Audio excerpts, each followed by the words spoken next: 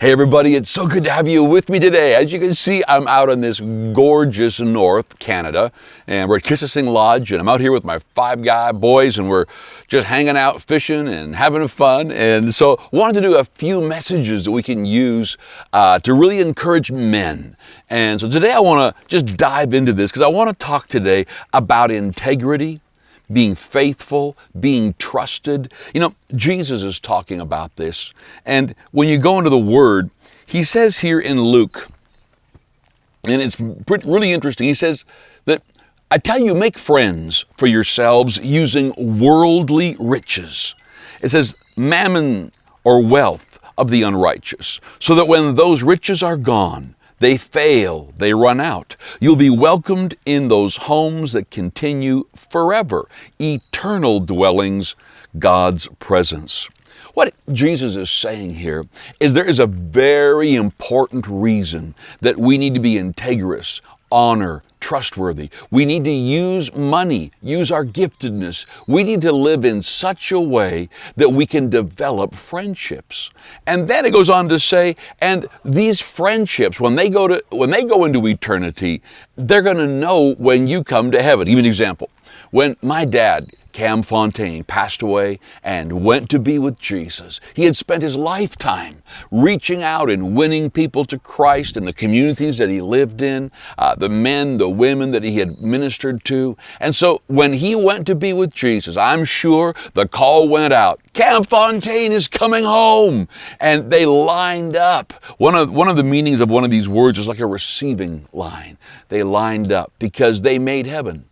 Because Dad had developed friendships with them. He had shared his faith with them. They had watched him live his life, how he treated money, his wife, family, those around him. And because of that, they became friends. They found out about his Jesus, and they went to heaven when they passed away.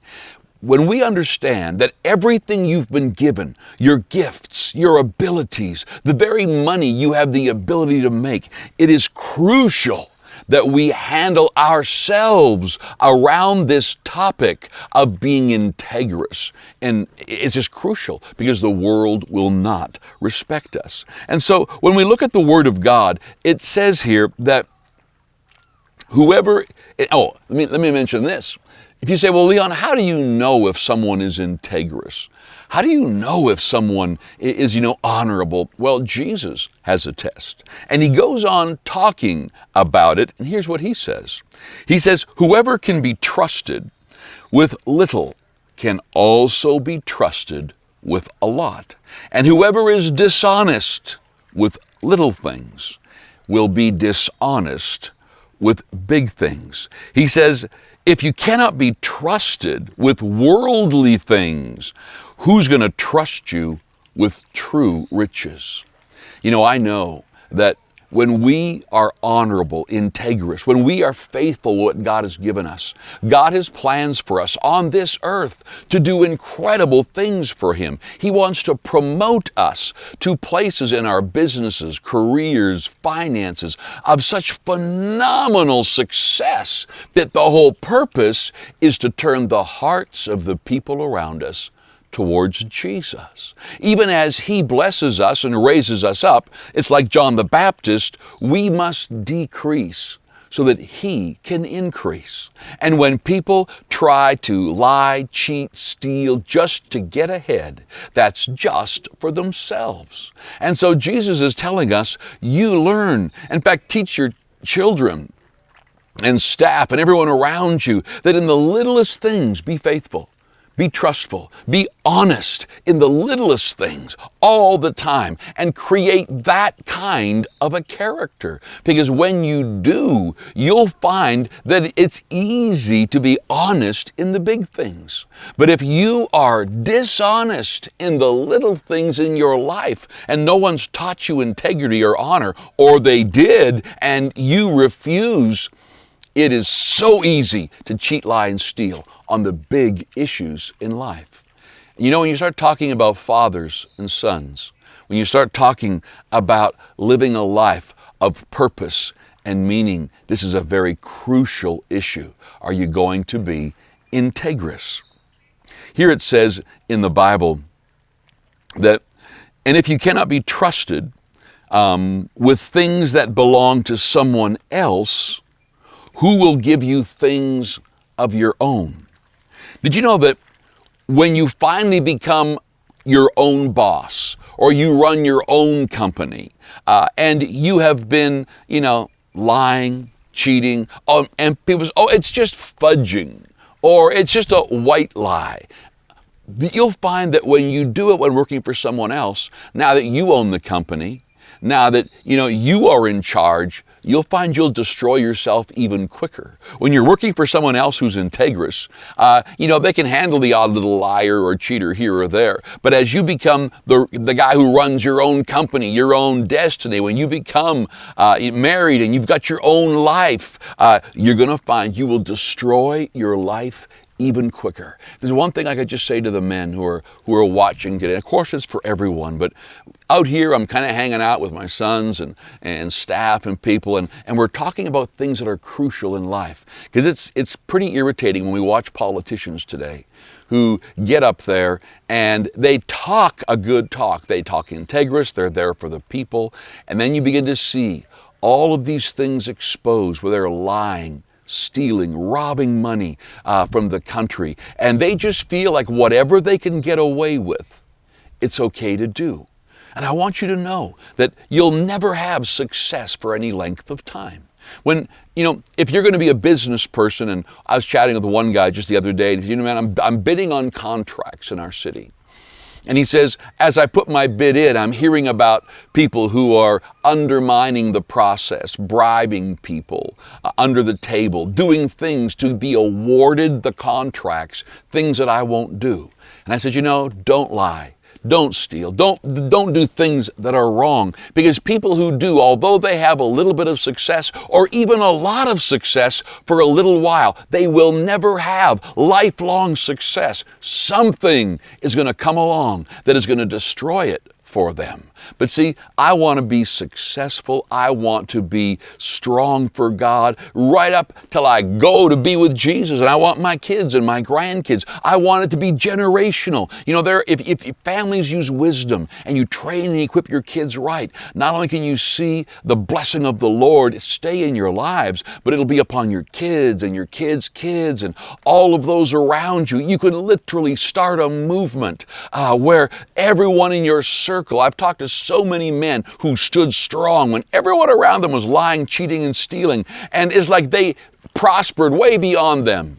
But then a little ways in the future, sometimes years, sometimes just weeks, they begin to crumble. Marriages crumbled, personal finances crumbled. They weren't able to make it through storms that came up, and he ended up with everything that the others had cheated to get. So I want to just encourage you today that integrity, there's a reason for it. It's not just because you get a star in heaven and God is happy with it. It's because it's not the way to go. Even if you have to give up wealth, even if you have to give up a promotion because you're not going to do what they want you to do, you're honoring God. You're creating something generational. And this is Jesus' teaching. And he is saying that if you will be trusted with the worldly riches and these little things, that there is a true riches that God will entrust you with. And I believe this is not a list that is that's all there is, but I believe even moving in the things of God trusting you with his kingdom on this planet. There's a big difference between blessing and promotion. When you give your life to Christ, everybody's blessed, and the blessing of the Lord's been commanded upon them because Jesus qualified them for the blessing. But the Bible says promotion comes from the Lord. It doesn't come from the north, the south, the east, the west. It says promotion comes from the Lord. And promotion, those are where you have this incredible jump. God takes you and He moves you to phenomenal places in Him that you could never do on your own. It's like He looked, He found you faithful, and there's other parables in the Bible that teaches this, and so He promotes you to a place where His kingdom can really advance. To pastors, leaders, business people, dads, grandfathers, it is crucial that we become faithful and integrous in the little things. And when we do, you'll find that God can entrust us. I want you to know that in life, I'm in this for the long haul. I'm not in this just trying to succeed this year. It's not I want to, just fudge some numbers so I can get ahead right now. No, I want to look ahead and say, I've already got grandkids, I've already got kids, son-in-laws, daughter-in-law. I know that the people that are listening to me as their pastor, that the things that are going on around us in television and the schools and the things, that it could all crumble if we don't walk in integrity. And the world looks at us, looks at you as a believer. And your greatest witness isn't that you're rich. The world can get rich. The greatest witness isn't that you can get ahead and get the position in government or in education. No, the greatest witness is your character, that you're going to stand strong, that people are impressed by character. I remember a man telling me a story of how he worked in a company and the guy beside him was cheating and stealing and doing things to get ahead, backstabbing. And he did. He rose to the top. And he literally began to run the organization. But when he needed someone to be right beside him as a leader that would be honorable and integrous, guess what he did? He promoted the very guy that he had stepped all over him to get to the top. And as he came up to the second in command, something down the road caused this man to lose the position, and there he was. Even people who are fudging numbers and backstabbing and doing whatever they can to get ahead, they're not faithful in little things. They know who is, and they want to be around those who are. Another thing Jesus teaches us here is really interesting. And it says, no servant can serve two masters. The servant will hate one master and love the other, or will follow one master and refuse to follow the other. You cannot serve God and worldly riches, mammon. And what I've noticed about people who do begin to take advantage of other people, they begin to laugh at them. They call them goody two-shoes. They feel like they're smarter than them because they know how to, lie, cheat, steal, be dishonest. They're unfaithful in the little things. They know how to take advantage of someone. And those kinds of people will get around and brag about who they took advantage of as though we're stupid, or as though, we just don't have it all together. It's not that people who have character and honor and integrity don't know how. They could easily get out there and fight fire with fire and begin to backstab, lie, be unfaithful in the little things. They just refuse to. But an interesting thing is that I have seen believers serve God, and then as they begin to be unfaithful in little things and take advantage of people and get themselves ahead by taking advantage of people, they begin to despise the very people they're taking advantage of, as though they're stupid, as though they're foolish. And as they continue in their lives, they say, well, they'll hate God. But if you talk to them, they'll say, I don't hate God. No, but in a way you do. The people who are following Him, serving Him, the principles of God that He asks us to follow, to be faithful, honorable, and integrous, you laugh at them. In fact, what's interesting is the next verse says, the Pharisees who loved money were listening to all these things and made fun of Jesus, ridiculed Him. He said to them, you make yourselves look good in front of people, but God knows what is really in your hearts. What is important to people is hateful. What is important to people is hateful in God's sight. So don't get caught up with people who only measure success and getting ahead and who's got the most money and who's got the contracts. And because if they have done it in a way where they have not been faithful to the principles and the teaching of Jesus, then they won't make it. They are going to fail. They're going to fall when the first storms hit. There's a story in the Bible that Jesus teaches us, and he's talking about listening to the principles that he teaches. And he says, don't you call me Lord, Lord, and then don't do what I say. He says, let me explain to you, Jesus says, what it is like. It's like two men who heard the word.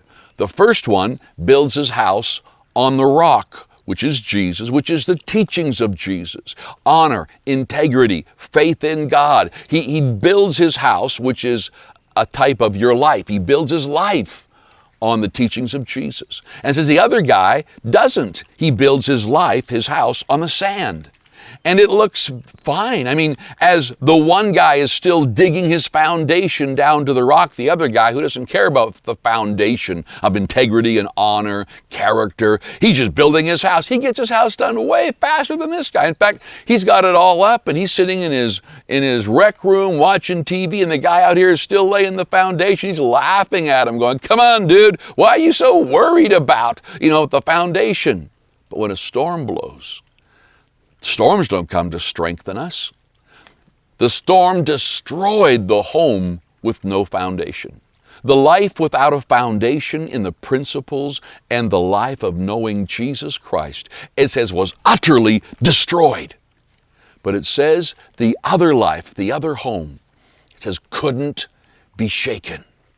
When you give your life to Christ, and you begin to follow him. To follow Jesus means to follow his teachings, to do what he says. At the beginning of that teaching, he says, why do you call me Lord, Lord, and don't do what I say? If you're a follower of Christ and you still think you're okay to lie, cheat, steal against people, you're just hurting yourself. Make a decision. Build your life. Build your home, build your character on Jesus and the teachings of Jesus. Now, some people will tell me, well, Leon, when the storm blows, storms make you stronger. Now, that's not true. In fact, that's absolutely false. Storms don't make you stronger. Storms do test the strength that you've built. For example, when the storm came, it didn't put the screws in deeper in either house. It didn't, stick the shingles on better on either house. It destroys one and couldn't shake the other. And so we build into our lives. Now, when the storms come, they'll test it. And that's good. If I'm out here in the middle of it's beautiful and I decide to build myself a boat, so I build a boat and then I put it in the water. Every day I put that boat in the water. The water is testing to see if it's float worthy. If I build a plane and I got a hangar out here and I build my own plane and I put it together, every time I fly that plane up into the air, gravity's going to test it. Wind is going to test it. And so life needs to be built on the principles of Jesus because life is going to test it. Last thought in this teaching is to those of you who are leaders, who are just determined to follow Christ and building your life on integrity, you have to hire staff. You have to find people that are integrous. I want to warn you right now that you can teach people skills and ability, but you cannot cause someone to be integrous. That is a heart issue. And so I want to challenge you that, people can make mistakes and you can retrain them and equip them. But when you find people who are unfaithful in little things, they will do things they know they shouldn't have done. I'm not saying we don't give them another chance. I'm saying be very careful when you do. Because if they are a person who they've established their own integrity and this is just who they are and they think they're smart to get ahead, they just got caught. Over the years, as you deal with people in any of our organizations or in church who are really repentant, you have to always ask yourself, are they repentant because they got caught? or because they really want to change. And so as leaders, it's crucial that we understand, as you put teams together, put men and women together who have developed character and who have developed honor, integrity. They've chosen, I could lie, but I refuse to lie. And the Bible says, to their own hurt, they'll tell the truth. It's an amazing thing when you're in the middle of a situation and you need someone to tell the truth, and you bring the guy and he goes, oh, yes, that's my fault. I did that. And then faces the music. You kind of go, wow, that's so rare today. And so today, I want to just challenge you.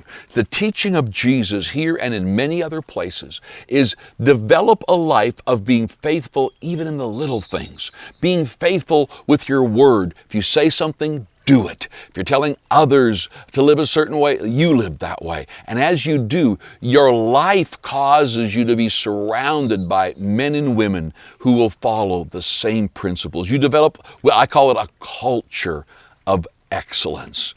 Be faithful in the little things. Surround yourself with people who are faithful in the little things. And together you can do truly great things for God. God bless you. We'll see you next time.